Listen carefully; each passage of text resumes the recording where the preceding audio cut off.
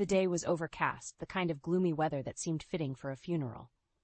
As I stood there, surrounded by mourners, I couldn't help but reflect on the life of Charles, my father-in-law.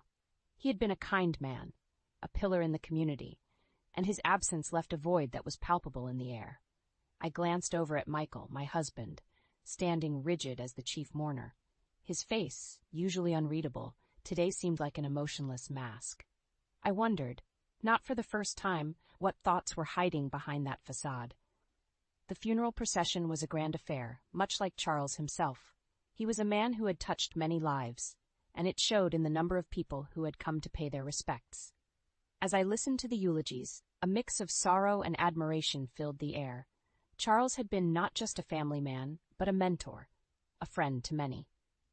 After the ceremony, as the crowd began to disperse, Michael leaned in and said, almost too casually, "I hope to be sent off like this too, surrounded by family and many acquaintances. Laura, I'll pick out some BGM, so count on you to handle it." His words struck me as odd, given the solemnity of the moment. It was typical of Michael to think about himself even in the face of his father's death. I felt a surge of anger, but managed to keep my voice steady. "Who are you to say that? Ask your real family for that. After all, we're just a family for show, right?" "I don't owe you that much," I retorted, my voice laced with bitterness. Michael's face, usually so composed, faltered for a moment. "What are you talking about, Laura?" "Oh, nothing," I replied, a cold smile playing on my lips. "Just a bit of a reality check. I know all about your secrets, Michael." His eyes widened slightly, and I could see a hint of panic flickering in them. It was a rare moment of vulnerability, one that I savored. "Everything Dad left behind will be inherited by me, his son," Michael said, his voice betraying a hint of desperation. I couldn't help but laugh, a short, humorless sound. "Is that what you think?" "You're about to face a much greater hell, Michael." The truth about Michael's secret life was about to unravel, and with it, the facade of our marriage. I knew that the coming days would be tumultuous, but I was ready to see Michael get what he deserved. As we left the cemetery, I took one last look at Charles's grave. He had been the only person in Michael's family who had shown me genuine kindness. And for his sake, if nothing else, I was determined to see this through to the end. The past few years with Michael flashed before my eyes as I sat in our quiet, almost desolate living room. I remembered the hesitant joy I felt when we decided to marry. I was 25 then, young and perhaps a bit naive. Moving in with his parents, Charles and Evelyn, seemed like a daunting step, but their warmth made it easier. I had quit my job at 28, hoping to start a family and support Charles, whose health was declining. Life had a semblance of normalcy then, with the occasional laughter and the routine challenges of a young wife. But the signs were there, subtle at first, like the ripples before a storm. Michael's late nights at work, the weekend trips he claimed were for business, and the ever-growing distance between us. One night, as Michael slept, his phone buzzed incessantly. Driven by a suspicion I couldn't shake off, I checked it. The texts were from a woman named Sophia, filled with intimate words and plans for their next rendezvous. My heart pounded in my chest, a mix of anger, betrayal, and sorrow flooding through me. The next morning, over breakfast, I decided to confront him. "Michael, who's Sophia?" I asked, my voice deceptively calm. He choked on his coffee, coughing. "What? Who's Sophia?" "Don't play dumb. I saw the messages. Who is she?" I pressed, my voice rising. Michael's face hardened. "It's nothing. Just work stuff. You're being paranoid." I slammed my hand on the table, causing our son Alex to look up from his cereal. "Don't lie to me, Michael. I read the messages. They were anything but work stuff." He glared at me, his eyes cold. "You had no right to go through my phone. That's a violation of my privacy." "Privacy? Is that what you call cheating on your wife?" I spat back, feeling a bitter taste in my mouth. Michael stood up abruptly, his chair scraping against the floor. "I don't have to explain myself to you. You're just a housewife. What would you know?" I felt a sting at his words, but I held my ground. "A housewife who's been keeping your home, raising your son while you gallivant around with some mistress. I deserve better than this, Michael." He snorted. "You deserve better? You're lucky to have me. Without me, you're nothing." His words cut deep, but they also ignited a fire within me. I knew then that our marriage was beyond salvaging. It was time for Michael to face the consequences of his actions. The tension in the house was palpable after the breakfast confrontation. Michael had left in a huff, and I was left to ponder my next move. It was clear that our marriage was a sham, a facade that I could no longer maintain. The evidence of Michael's affair was not just a betrayal, it was the catalyst for a much-needed change. I decided to take action, starting with a call to Evelyn, who had always been more of a mother to me than a mother-in-law. "Evelyn, we need to talk. It's about Michael," I began, my voice steady despite the turmoil inside. "What's wrong, dear?"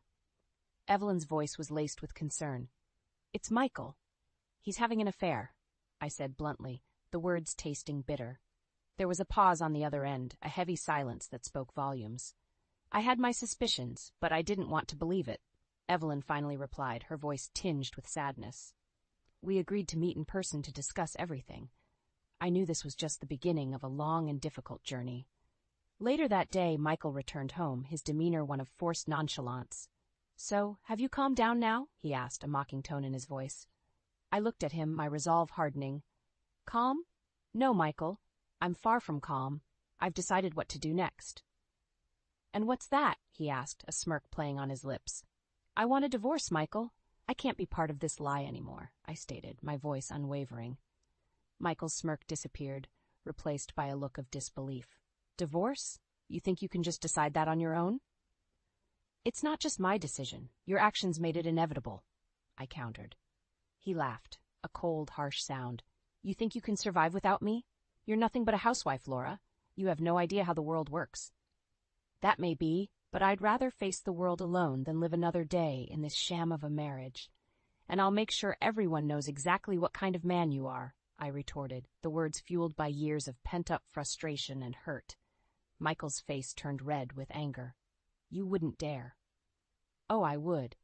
And I will," I said, a sense of empowerment rising within me. This was the tipping point, the moment when the facade crumbled and the battle lines were drawn. I was ready to fight for my dignity, for my son's future. Michael had underestimated me for far too long. It was time for him to face the consequences of his actions. In the days following my declaration, the house became a battleground of icy silences and sharp exchanges. Michael's arrogance was palpable, but I was undeterred. Armed with the evidence of his infidelity, I started to plan my next moves. Evelyn was my rock during this time. She, too, was disillusioned with her son's actions. "I never raised him to be this way," she confessed during one of our many late-night talks. "Charles would have been devastated to see what Michael has become." I nodded, feeling a mix of anger and sadness. "We'll get through this, Evelyn. We'll make sure he doesn't get away with it." My first step was to meet with the lawyer Charles had introduced me to years ago. He was an old family friend and was appalled by Michael's behavior. "We'll make sure he pays for this," he assured me, his eyes steely. We started by cutting Michael off from Charles's inheritance. The will was clear, and with Charles's recent amendments, Michael's entitlement was reduced to a pittance. This hit him hard. He had always assumed he would inherit a significant sum, and the reality of his situation was a bitter pill to swallow. The news of his affair and his subsequent disinheritance spread like wildfire. I made sure of it.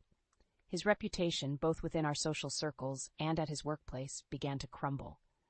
The smug, confident man I had married was now a shadow of his former self, his arrogance replaced by a desperate, almost pitiable, need to salvage his image. But I didn't stop there. "You won't get a penny in alimony," I told him during one of our confrontations, "and I'll make sure everyone knows exactly what kind of man you are." Michael's response was a mix of anger and disbelief. "You can't do this to me. I'm your husband." "You were my husband," I corrected him coldly. "Now, you're just a man who betrayed his family." Evelyn supported me every step of the way. We became a united front against Michael, a team determined to see justice served.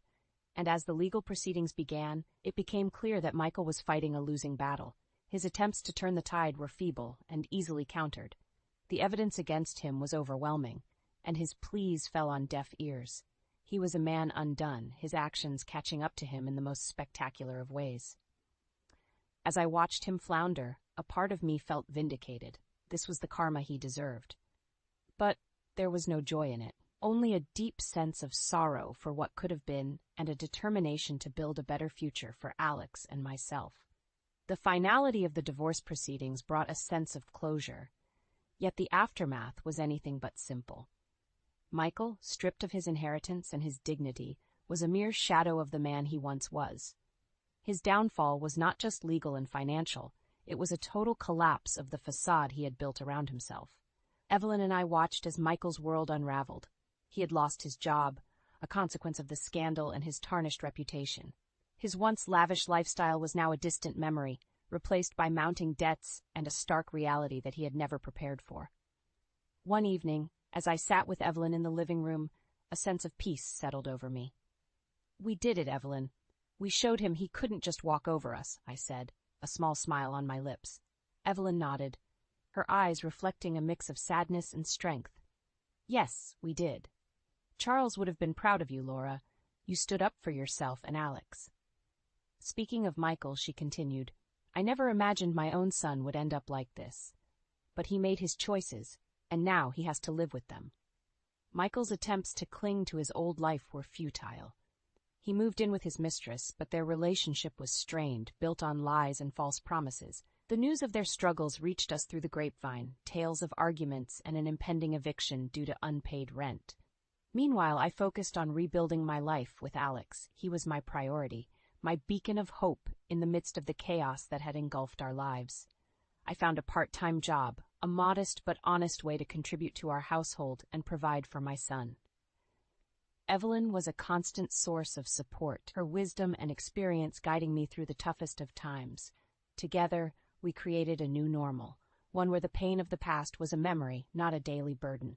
One day I received a call from Michael's mistress. Her voice was laced with desperation. "Laura, please, can you help us? Michael, he's lost everything. We have nothing." I listened, feeling a mixture of pity and resolve. "I'm sorry for what you're going through, but Michael's choices led you both here. I have to think about my son now." Hanging up, I realized how far I had come. The Laura who had once feared confrontation was now a woman who stood her ground, who had faced adversity and emerged stronger. As I looked at Alex playing in the garden, a sense of hope filled me. We had weathered the storm, and now it was time to look forward to brighter days.